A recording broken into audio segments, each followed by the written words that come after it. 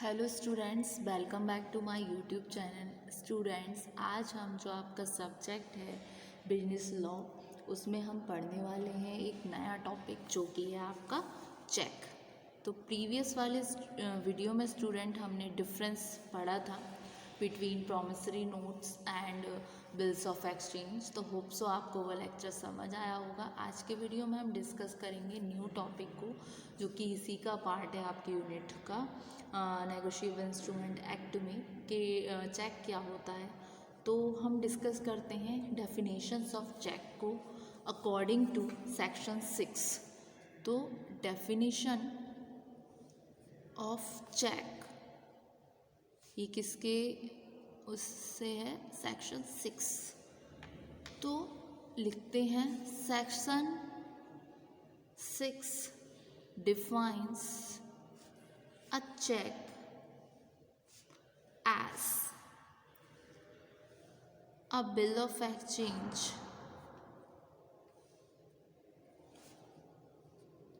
drawn on a specified banker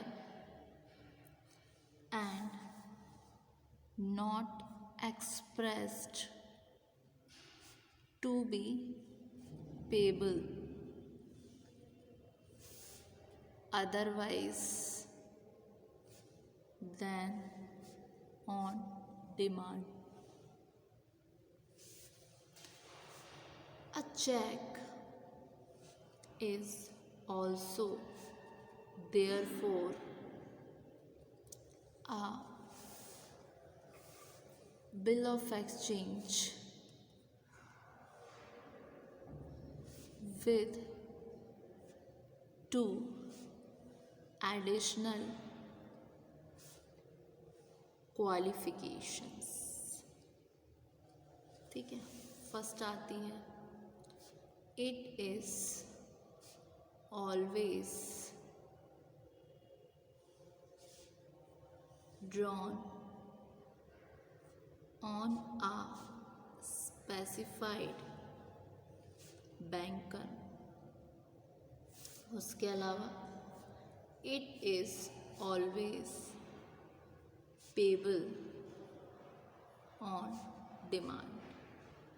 क्या बोलता है ये? सेक्शन 5(6) जो है डिफाइन करता है चेक को एक तरीके से बिल ऑफ एक्सचेंज है जो ड्रॉन हो रहा है एक स्पेसिफाइड बैंकर के थ्रू। मतलब एक बैंकर जो है उसमें स्पेसिफाइड है और not express to be payable, और जो कि एक्सप्रेस नहीं किया गया कि ये टू बी पेबल है अदरवाइज देन ऑन डिमांड। ठीक है। A cheque is also there for a bill of exchange. Cheque क्या है? ये बिल ऑफ एक्सचेंज है विद टू एडिशनल क्वालिफिकेशन, जिसमें उसकी दो एडिशनल क्वालिफिकेशन होती हैं। फर्स्ट आती है आपकी it is always drawn on a specified banker. ये क्या हो रहा है? ये आपके ड्रॉन हो रहा है एक स्पेसिफाइड बैंकर के द्वारा। उसके अलावा it is always payable on demand, जो कि क्या है? ऑलवेज, हमेशा ही ये पेबल ऑन डिमांड है। उसके अलावा जितने भी चेक्स होते हैं वो आपके बिल्स ऑफ एक्सचेंज होते हैं, लेकिन जो आपके बिल्स हैं वो सभी चेक्स नहीं होते। तो इस लाइन को हम हाईलाइट करके लिखते हैं all cheques are bills of exchange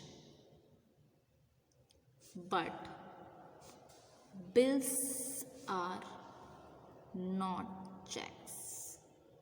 ठीक है। All cheques are bills of exchange but bills are not cheques. ठीक है। चेक में आपकी कुछ एसेंशियल रिक्विसाइट्स होती हैं बिल्स ऑफ एक्सचेंज की, जो कि साइंड बाय होते हैं ड्रॉअर के द्वारा। इसमें कंटेन होनी चाहिए एक unconditional order on a specified banker to pay a certain sum of money to do or to order to a specified person or the bearer of the check। लेकिन इसकी कोई रिक्विसाइट एक्सेप्टेंस नहीं होती। It is intended for immediate payment. ठीक है। तो अ check must have all the essential requisites of a bill of exchange. It must be signed by the drawer. It must contain an unconditional order on a specified banker to pay a certain sum of money to or to the order of a specified person or the bearer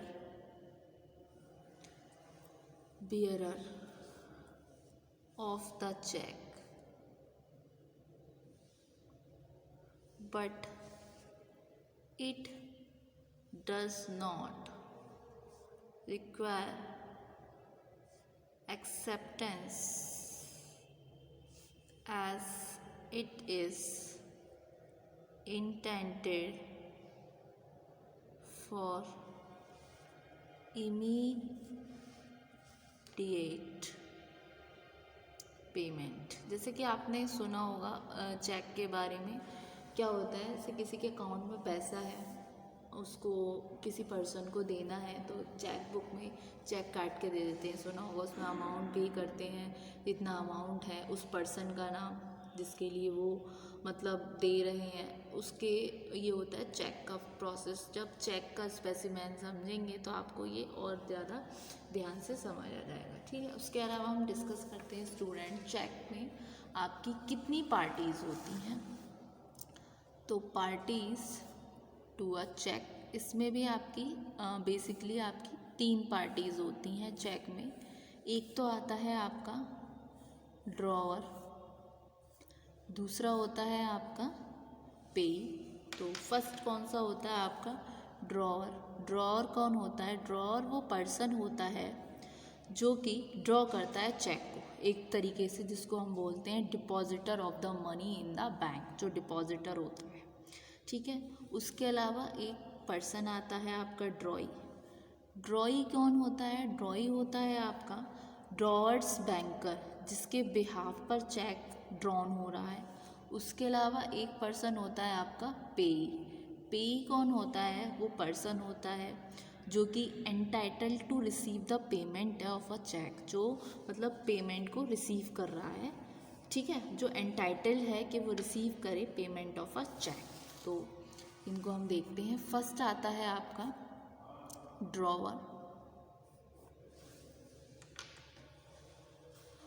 drawer is the person who draws the check, that is the depositor of money in the bank, ठीक है। उसके अलावा आपका second कौन सा point निकल कर आता है, ड्रॉई। दूसरी पार्टी आपकी ड्रॉई आ जाती है। ड्रॉई इज द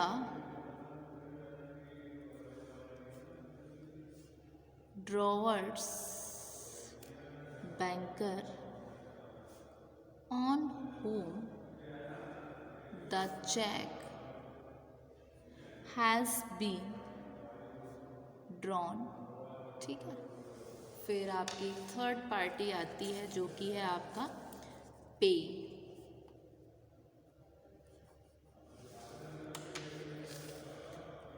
पे कौन होता है, payee is the person who is entitled to receive the payment of a check.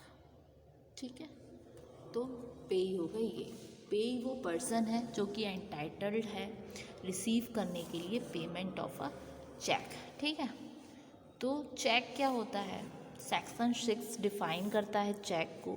Bill of exchange है जो ड्रॉन हो रहा है एक स्पेसिफाइड बैंकर के द्वारा, मतलब जो बैंकर है वो स्पेसिफाइड है, जो कि एक्सप्रेस्ड, जो नॉट एक्सप्रेस्ड है to be payable otherwise than on demand. ठीक है, जब तक कि वो ऑन डिमांड पर ना हो। ठीक है, चेक क्या होता है? ए बिल ऑफ एक्सचेंज है दो एडिशनल क्वालिफिकेशंस के साथ। फर्स्ट आती है it is always drawn on a specified banker, जो कि हमेशा ड्रॉन होता है एक स्पेसिफाइड बैंकर के पर। उसके अलावा it is always payable on demand, ये हमेशा पेबल है आपकी डिमांड पर। ठीक है, एक टर्म है all cheques are bills of exchange but bills are not cheques, मतलब सभी चेक्स जो हैं आपके बिल्स ऑफ एक्सचेंज हैं, लेकिन जो बिल्स हैं वो आपके चेक नहीं है। चेक क्या है? उसके कुछ एसेंशियल रिक्विसाइट्स होती हैं बिल्स ऑफ एक्सचेंज की। ये साइंड होते हैं ड्रॉअर के द्वारा। इसमें कंटेन होते हैं एक अनकंडीशनल ऑर्डर एक स्पेसिफाइड बैंकर की, कि जिससे वो पे कर सकें एक certain sum of money to or the order of a specified person or the bearer of the check. ठीक है, but it does not require acceptance on it is intended for immediate payment। उसके अलावा payment को हम discuss किया कि payment कौन कौन से होते हैं। एक तो आ गया आपका ड्रॉवर, ड्रॉई पे। ड्रॉअर कौन होता है? वो पर्सन होता है जो ड्रॉ करता है चेक को। बेसिकली क्या होता है? डिपॉजिटर होता है मनी का इन द बैंक। ठीक है, नेक्स्ट आता है आपका ड्रॉई। ड्रॉई क्या है? एक ड्रॉवर्स की बैंकर है on whom the cheque has been drawn. उसके अलावा पेई क्या होते हैं? पेई वो पर्सन है जो एंटाइटल्ड है रिसीव करने के लिए पेमेंट ऑफ अ चेक। तो पार्टीज टू अ चेक और आपका डेफिनेशन ऑफ चेक।